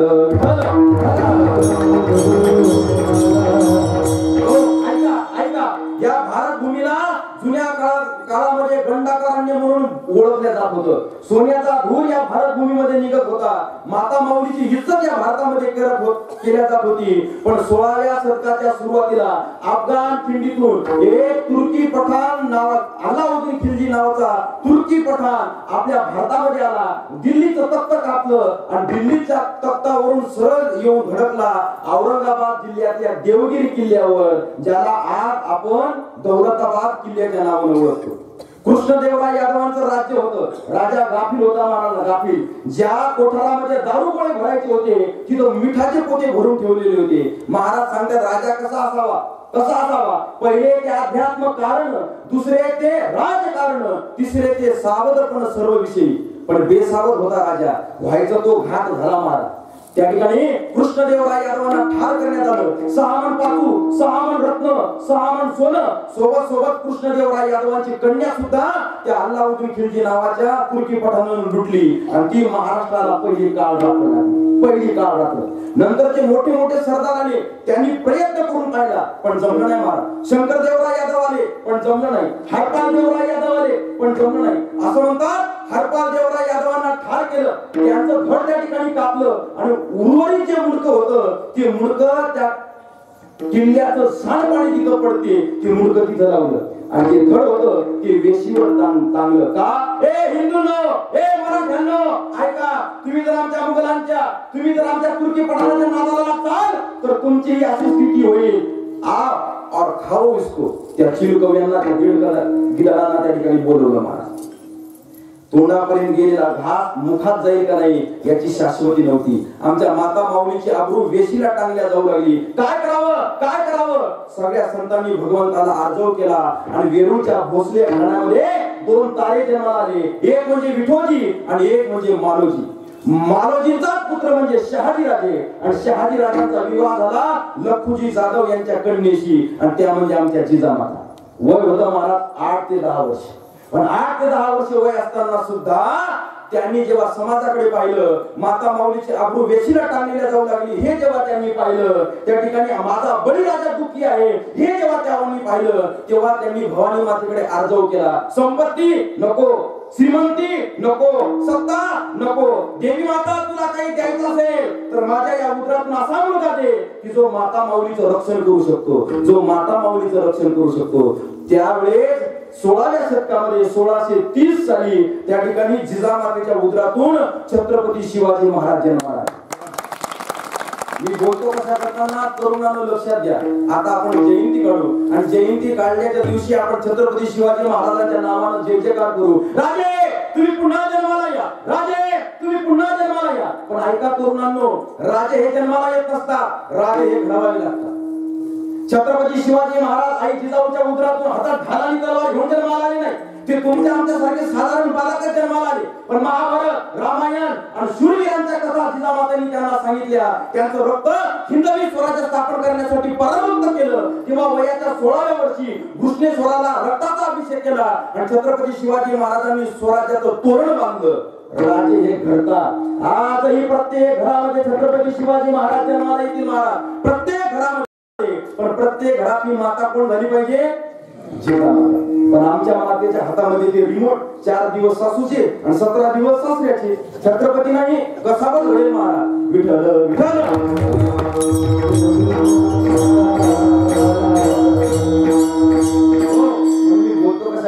लक्ष देऊ नये का? छत्रपती शिवाजी महाराजांचं चरित्र तुम्हाला कॉपी करायचंय ना, नक्कीच छत्रपती शिवाजी महाराजांची दाढी कॉपी करा, नक्कीच करा. छत्रपती शिवाजी महाराजांची चंद्रकोर कॉपी करा, नक्कीच करा. पण फक्त दिसणं नका कॉपी करू. तुम्हाला आमच्या राजाचं काही कॉपी करायचं असेल ना महाराज, तर चरित्र कॉपी करा, नाही का? कल्याणच्या सुभेदाराची सून आणली आणि माता म्हणून वापस पाठवली. तिला पाहुणी आई म्हणाला राजा तो श्रीमान, अरे आनंदाने नाचत होते हिंदू मुसलमान. ते राज्य जर कोणाचं असेल तर ते म्हणजे आमच्या छत्रपती शिवाजी महाराजांचं राज्य होतं. पण आज आमच्या तरुणाकडे जर आम्ही पाहिले तर फार शोकांतिका वाटते.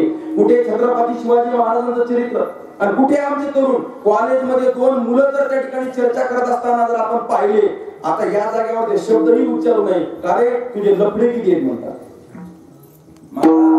प्रेम या शब्दाला काळीमा लावली, काळीमा. काय म्हणतात प्रेम? एखादा मुलगा एखाद्या मुलीच्या मागे लागतो, माझं तुझ्यावर प्रेम आहे, माझं तुझ्यावर प्रेम आहे. पण बापाच्या इज्जती खातीर, आई वडिलांच्या इज्जती खातीर ती मुलगी त्याच्या प्रेमाला नकार देते. जो मुलगा म्हणतो माझं तुझ्यावर प्रेम आहे, त्या मुलीने नकार दिल्यानंतर तोच मुलगा त्या मुलीच्या तोंडावर ऍसिड फेकल्याशिवाय राहत नाही. याला प्रेम म्हणतात का?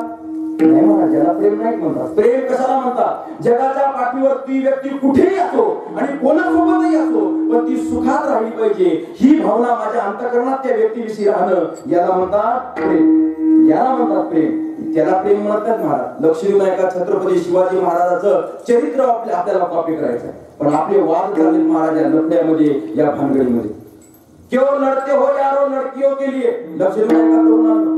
क्यों लड़ते हो यारो लड़कियों के लिए, दुपट्टा बिना देखी जख्म के लिए, मरना है तो मरो देश के लिए, तिरंगा मिलेगा कफन के लिए. जगायचं आहे ना तुम्हाला तर देशासाठी जगा, मरायचं आहे ना तुम्हाला तर देशासाठी.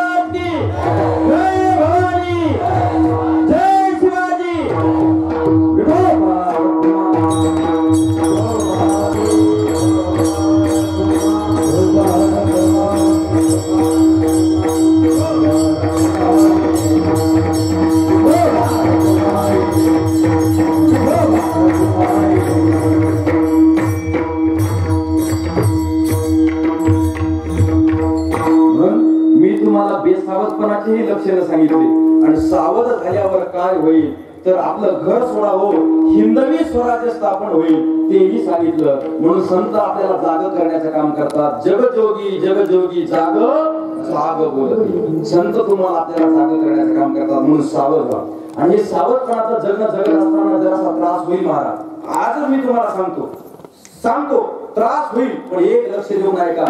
सत्य परेशान हो सकता है लेकिन पराजित नहीं. त्रास होतो महाराज, चांगल्या माणसाला त्रास होतो. अरे ज्ञानोबाराय तुकोबारायला त्रास झाला, मग तुम्ही आम्ही कोण आहोत? पण तरी सुद्धा जर आपल्याला इज्जतीनं जगायचं असेल, अभिमानानं जगायचं असेल तर माणसानं सत्यानं जगलं पाहिजे आणि सावधपणानं जगलं पाहिजे. सावधपणानं जगलं पाहिजे. जरासा त्रास होईल. एक उदाहरण सांगतो आणि मग तुमच्या लक्षात येईल. बघा, जुना काळ आणि जुन्या काळामध्ये आता सारखी MBBS doctor, BHMS doctor, MD doctor, BDS doctor असे डॉक्टर नव्हते. मग जुन्या काळात वैद्य होते. वैद्य त्यांच्याजवळ जर आपण गेलो तर ते आपल्याला विचारायचे नाही की काय झालं. ते काय करत होते? नाडी परीक्षा, नाही का? हे वात, पित्त, कफ हे 3 नाड्या आहेत ना, तिच्यावरून त्यांना कळत होतं की काय झालं. आणि ते औषध देत होते. काय? टॅबलेट, गोळी, सलाईन, इंजेक्शन, काय जडीबुटीचं औषध. जंगलामध्ये जायचं, जडीबुटी आणायची, ती वाळवायची, त्याचा भुगा करायचा आणि भरून ठेवायचा. असे एक वैद्य होते महाराज एका परिसरामध्ये. आणि त्यांच्याजवळ इतकं जालिम औषध होतं, पोट दुखलं तेच औषध, डोकं दुखलं तेच औषध, हात पाय दुखले तेच औषध, एकच औषध. काही दुखू द्या, ते औषध घेतलं की ठणठण होत होतं. पण कोणतीही बिमारी नसताना ते जर औषध पोटात गेलं तर महाराज गॅस्ट्रो, संडास लागल्याशिवाय राहत नव्हती. हे त्याचं रिॲक्शन होतं. पण औषध कोण घेत होतं? जे बिमार आहे तेच औषध घेईल ना. जो बिमार नाही तो औषध घेईलच कशाला. पण त्या वैद्यजींची जो प्रचार प्रसार होता तो इतका लांबला आणि इतकं त्यांचं गुणगान झालं, गुण यायला लागला ना, गर्दी महाराज पेशंटची. त्या वैद्यजींना वेळ मिळत नव्हता. ते भरणीतलं औषध कागदात टाकायचं, तिची पुडी बांधायची आणि त्यांना द्यायची. वेळच मिळत नव्हता. मग त्या वैद्यजीनं काय केलं, त्या परिसरातला एक बाळू त्यांनी एक आपला कंपाऊंडर, डॉक्टर सोबत हेल्पर नसते का, तसा कंपाऊंडर म्हणून ठेवला. त्याचं एकच काम, पुडी बांधायची, पेशंटला द्यायची, पुडी बांधायची, पेशंटला द्यायची, एवढंच त्याचं काम. 2-3 दिवस त्या बाळूनं लक्ष ठेवलं. म्हणून कोणताही पेशंट येऊ द्या, कोणताही रोग येऊ द्या, कोणतंही दुःख नाही येऊ द्या, आपले वैद्य म्हणजे याच भरणीत एकाच भरणीत औषध देतात. मग हे असं जर असेल तर आपण पुढ्या बांधत बसल्यापेक्षा भरणी जर गायब केली तर आपणही डॉक्टर होऊ शकतो. गेलीनं बाळाने भरणी गायब आणि गेला आपल्या गावाकडे निघून. लावा घराला बोर्ड, आमच्या इथे प्रत्येक गोष्टीचा इलाज केला जाईल. आता कमीत कमी बिमारीचा तर लिहायचा ना, प्रत्येक गोष्टीचा.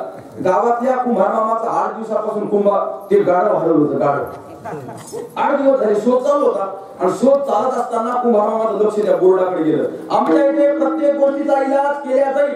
कुंभार मामा वाटलं चला आपल्या गाढवाचा इलाज होते का. आता गाढव हरवलं, हा काय रोग आहे का? नाही. लक्ष देऊ नये का? काय कुंभार मामा कसे काय आले इकडं? अरे बाळू आमचं गाढव हरवलं रे, 8 दिवस झाले. काय होते का इलाज? म्हणे बसा आपल्या जवळ इलाज आहे. त्या बाळूनं मागचा काही इलाज विचार केला नाही. ते भरणीत औषध काढलं, पुढीत बांधलं, कुंभार मामाला दिलं. म्हणजे सकाळी 1 ग्लास पाण्यासोबत हे औषध घ्या. काही बिमारी नसताना कुंभार मामानं सकाळी 1 ग्लास पाण्यासोबत ते औषध घेतलं आणि कुंभार मामाची ड्युटी चालू झाली. उचला डबा की पळाले गावाबाहेर, उचला डबा की पळाले गावाबाहेर. 7 वेळेस झालं आणि 8व्या वेळेस डबा घेऊन कुंभार मामा ज्या बाजूला बाहेर गेले त्या झुडपाच्या मागे कुंभार मामाचं गाढव सापडलं. कुंभार मामाला पाहून आनंद झाला आणि कुंभार मामा आनंदात म्हणून लागले. त्रास झाला पण गुण, त्रास होण्याला काही हरकत नाही, पण गुण येण्याला महत्व आहे. गुण येण्याला काही दिवस आनंदात गेले. दिवाळीचा सण आला, दिवाळीचा सण त्यांनी पंत्या बनवल्या आणि त्याच गावातली एक राणी एका राजाला दिली होती. पण ती माहेरी आल्यामुळे कुंभार मामा म्हणले काय राणी साहेबा दिवाळीला आले वाटते दिवाळीला. असं म्हणल्यावर ती राणी घसा रडायला लागली. काय कुंभार मामा कशाची दिवाळी कशाचा दसरा, बोंबलू शिमगा झाला ना. म्हणजे झालं काय, राजानं माझ्यासोबत भांडण केलं आणि रागा मला गावातून घरातून हाकून दिलं. म्हणजे जाय मरेपर्यंत मला तुझं तोंड नाही बघायचं. म्हणजे राणी साहेबा काही घाबरू नका, आपल्या गावात एक बाळू आहे, त्याच्याकडे प्रत्येक गोष्टीचा इलाज आहे. आता नवरा बायकोचं भांडण म्हणजे काय बिमारी आहे का? आणलं त्या बाळूला बोलून आणि बाळूने विचार केला नाही. महाराज ते औषधाची पुडी बांधली आणि दिली राणीला आणि सकाळी 1 ग्लास दुधासोबत घ्यायला सांगितलं. राणीला कोणती बिमारी नसताना 1 ग्लास दुधासोबत ते औषध राणीने घेतलं आणि राणीचा मुक्काम पडला टॉयलेट मध्ये. सकाळी 6 वाजल्यापासून दुपारी 2 वाजेपर्यंत सीन झाली आणि 4 वैद आले. कोणी हा हात पाय, कोणी हा हात पाय. एका वैद्यानं राजाला निरोप पाठवला, राजे साहेब राणीला काही बोलायचं असेल तर या बापा, आम्हाला नाही वाटत राणी वाचल म्हणून. राजानं तिकडं डोकं खाजवलं, म्हणजे हाकलून मी गेलं राग राग. तिकडं जर तिथं बरं वाईट काही झालं तर ते खापर आपल्या डोक्यावर फुटल्याशिवाय राहत नाही. कोण आहे तिकडं? सेवक भाऊ आला. मी रथ काढा, राणीला घेऊन या. रथ गेला, राणीला घेऊन आला. सासरचं घर पाहिलं, राणीला आनंद झाला. राणी आनंदात म्हणू लागली, त्रास झाला पण गुण त्रास होऊ द्या पण गुण येण्याला महत्व आहे. गुण येण्याला महत्व आहे. काही दिवस असेच आनंदात गेले आणि यवनाचं वैर्याचं दुश्मनाचं पत्र आलं राजाला. राजा, आम्हाला तुमच्यासोबत युद्ध करायचं आहे. या दिवशी या वेळी त्या ठिकाणी मैदानावर तयार राहा. राजा थरथर थरथर कापू लागला, प्रधानाला घाम फुटला. राणी काय झालं? यवनाचं पत्र आलं, युद्ध करायचं म्हणतात. करा ना मग. अगं आपले 1000 सैनिक, त्यांचे 10,000, आपल्याजवळ तलवारी, त्यांच्याजवळ बंदुका, कसा टिकाव धरणार? म्हणजे घाबरू नका, आमच्या गावात एक बाळे आहे. आणलं त्या बाळाला बोलून, राजे साहेब तुमचे सैनिक किती आहे? राजाला सांगितलं 1000 आहेत. बाळाला 1000 पुढे बांधले. 1000 प्रत्येक सैनिकाला दिली, प्रत्येक सैनिकाला. आता सैनिकाला जरा युद्धाची तयारी करायची होती. अहो कशाची युद्धाची तयारी, कशाचं काय? हे 1000 डबे घेऊन पळून लागले. त्या यवनाचे 2 हेर आले होते, हे गुप्त हेर. यांची युद्धनीती काय, यांचा शस्त्रसाठा काय आणि कशाची युद्धनीती, कशाचं काय, हे पळूच लागले. हे पळतच गेले 2 हेर. जहापना जहापना जहापना.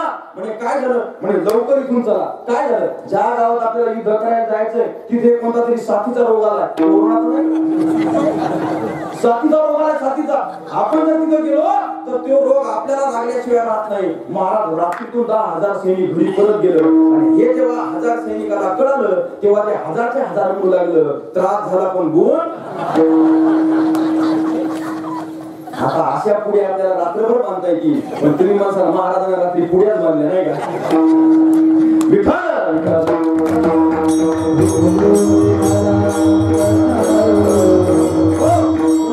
कशा करताना लक्ष देऊन ऐका, एक लक्ष देऊन ऐका. सावध पण जीवनामध्ये असणं फार गरजेचं आहे.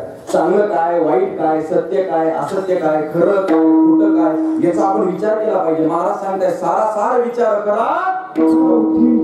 आणि हे केव्हा होईल? जेव्हा तुम्ही सावध व्हाल तेव्हा. पण आपण महाराज बेसावध झालो. कधीतरी स्वतःच्या नजरेनं पाहायला शिका. दुसऱ्याने चष्मा लावला त्याच नजरेनं पाहायचं नाही का? म्हणून ही सवय त्या ठिकाणी सोडून द्या आणि त्या ठिकाणी काय करा महाराज? स्वतः सावध व्हा आणि स्वतः त्या ठिकाणी शिवाजी महाराजांचं चरित्र समोर ठेवा. स्वतः त्या ठिकाणी लक्ष देऊन ऐका. संभाजी महाराजांचं चरित्र त्या ठिकाणी समोर ठेवा. हे जे कोणी शूरवीर असतील, हे जे कोणी साधू संत असतील, यांचं चरित्र तुम्ही नजरेसमोर ठेवा आणि नंतर तुम्ही त्या ठिकाणी जगण्याचा प्रयत्न त्या ठिकाणी करा. आणि हे चरित्र, हे वाङ्मय तुमच्या कानावर पडेल तर कशाच्या माध्यमातून कानावर पडेल? तर या सप्ताहाच्या माध्यमातून. आज जय महाराज तुमच्या पुढे महाराज होऊन उभा आहे. तुम्ही या ठिकाणी हजाराच्या संख्येने बसलाय आणि माझं कीर्तन ऐकताय. पण तुम्हाला सांगू, मी कीर्तनकार झालोय याचं खरं कारण जर काय असेल तर अखंड हरिनाम सप्ताह.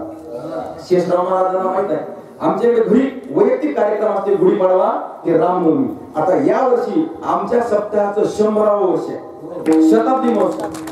बरं, 100वे वर्ष आम्ही त्या ठिकाणी साजरं करणार आहोत. बाबासाहेब महाराज इंगळे, चंद्रशेखर महाराज देगलूरकर, पांडुरंग महाराज घुले, प्रकाश महाराज जवजार आणि जी वंश परंपरा आहे ना, नाथ महाराजांचे वंशज योगीराज महाराज नाही का, नामदेव महाराजांचे वंशज केशव महाराज नामदार, तुकाराम महाराजांचे वंशज मोरे महाराज, या सगळ्यांची कीर्तनाची सेवा त्या ठिकाणी आम्ही सप्त्यामध्ये घेतली आहे. आमच्या पाहुणे म्हणायचे आमच्या बाबांना, काय सप्त्यामध्ये खर्च करता हो? उगा 1,00,000-2 लाख रुपये वर्षाचे जातात. एवढा जर तुम्ही संचय केला तर पुढे तुम्हाला सुख दुःखाला कामा पडेल. आमच्या बाबाचं उत्तर तुम्हाला सांगतो ऐका.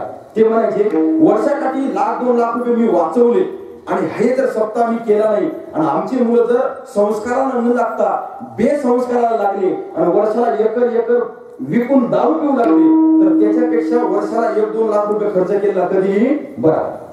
आणि आज तुम्हाला सांगतो, आमच्या घरात कोणीच कलाकार नाही, कोणीच नाही, कोणी कीर्तनकार नाही, कोणी गायक नाही, कोणी काही नाही. माझं स्वतःचं इंजिनिअरिंग झालं इलेक्ट्रॉनिक आणि टेलिकम्युनिकेशन मध्ये, बरं का. पण तरी सुद्धा ही अशी मंडळी आमच्या घरी येत होती आणि यांच्या सहवासामध्ये आम्ही लहानाचे मोठे झालो. म्हणून तुमच्या पुढे कीर्तनकार म्हणून मी त्या ठिकाणी उभा आहे. म्हणून सप्त्याला तुम्ही लहान समजू नका महाराज. सप्ताह म्हणजे काय असतो? 7 दिवसाचं संस्कार शिबिर असते. सप्ताहामध्ये कसं जगावं, कसं राहावं, हे सगळं संतांचे जे विचार असतात ते आपल्या कानावर पडत असतात.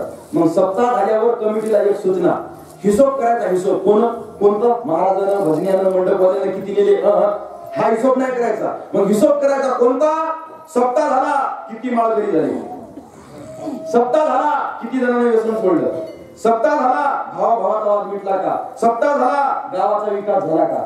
या सगळ्या जर गोष्टी प्लस भरत असतील तरच हे काहीतरी अट्टहास करून फायदा आहे. आपला काय 2 नंबरचा पैसा आहे का? घामाचा पैसा आहे. सप्ताह करायचं म्हणजे की तन मन धन सगळं त्या ठिकाणी आपल्याला खर्च करावं लागतं. म्हणून तुमचे दिले तितके धन्यवाद कमी आहे. सगळ्यात मोठा मला आनंद झाला की तुमच्या इथं छत्रपती शिवाजी महाराजांची जयंतीची मिरवणूक टाळ आणि मृदंगावर निघते. सगळ्यात मोठा अभिमान आणि सगळ्यात मोठा आनंद मला या ठिकाणी झाला. नाहीतर वरून त्या मिरवणुकी पाहत असताना छत्रपती शिवाजी महाराजांनाही वाटत असेल की हिंदवी स्वराज्य स्थापन मी कशासाठी केलं.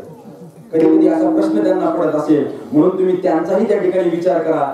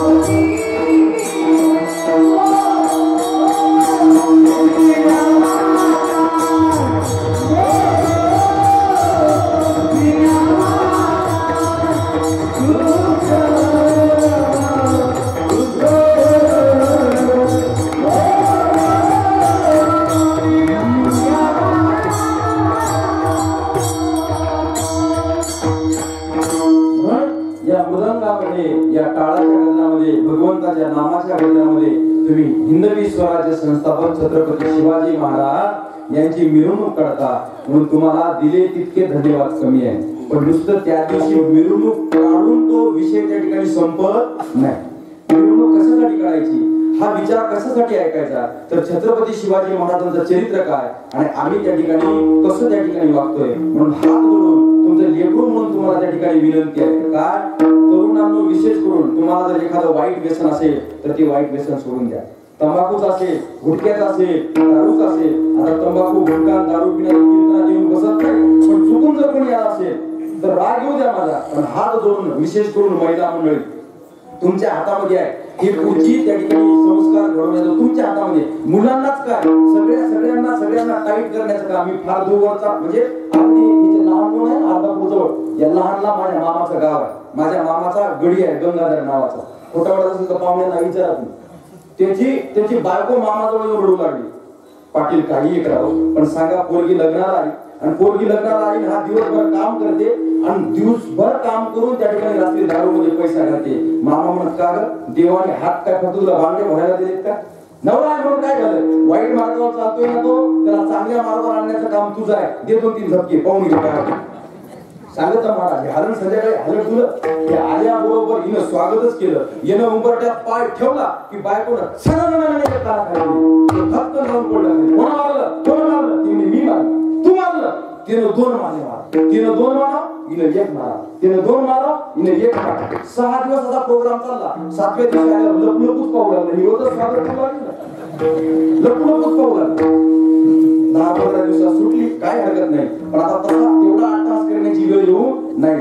म्हणून खरा भाग हा मला सांगायचा आहे, परिवर्तनाची गरज आहे. सप्ताह जर कशासाठी करायचा आहे तर परिवर्तनासाठी त्या ठिकाणी करायचा आहे. म्हणून विशेष करून जर काही वाईट व्यसन असतील, काही वाईट विचार असतील तर त्या ठिकाणी तुम्ही त्यागले पाहिजे. म्हणून पुन्हा एकदा वेळात निर्बंध असल्यामुळे सावध या शब्दावर आपण चिंतन करण्याचा प्रयत्न केला. म्हणून सावध व्हा, बाकीचं चिंतन करण्याचा कधी योग आला तर त्याचं चिंतन करण्याचा प्रयत्न करू. म्हणून पुन्हा एकदा सर्व सप्ताह कमिटी, गावकरी मंडळी या सप्ताहाला प्रत्यक्ष अप्रत्यक्षरित्या साथ करणारे, मदत करणारे प्रत्येकाचा मी या ठिकाणी आभारी आहे. आणि विशेष करून सांगतो महाराज, एकल्याचा नो हे खेळ म्हणून मिळ जमिला. आता या सगळ्या कलाकारांसाठी जोरदार टाळ्या होऊया. म्हणून या नियोजनामध्ये एवढे मोठे कलाकार सापडणं एक तर शक्य नाही, पण सापडले तर सगळेच्या सगळे एका ठिकाणी जमा करणं हेही शक्य नाही. पण तरी सुद्धा तुम्ही सगळ्या गावकरी मंडळीच्या प्रेमाखातीर ही सगळी भूमिजन महाराष्ट्रातील मंडळी आहे. बरं म्हणजे जुन्या काळामध्ये तेव्हा तेवढं आपल्याला कॅसेटचंही ज्ञान नव्हतं, सीडी प्लेअर वगैरे आले होते ना, त्या काळामध्ये तेवढं कळतही नव्हतं. तेव्हा शेषराव महाराजांची गवळणीची अभंगाची कॅसेट होती नाही का. त्यांचे गवळणी ऐकून, त्यांचे अभंग ऐकून महाराष्ट्रात कितीतरी कलाकार तयार झाले. म्हणून अशी भूमिजन मंडळी या ठिकाणी उपस्थित आहे.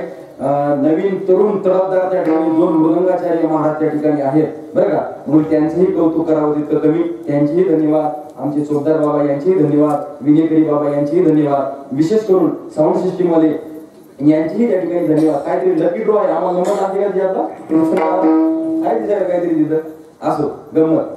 मी बोलतो कशा करताना त्यांचे धन्यवाद. विशेष करून आता कसं आहे, ऑनलाईनचा जमाना आहे नाही का.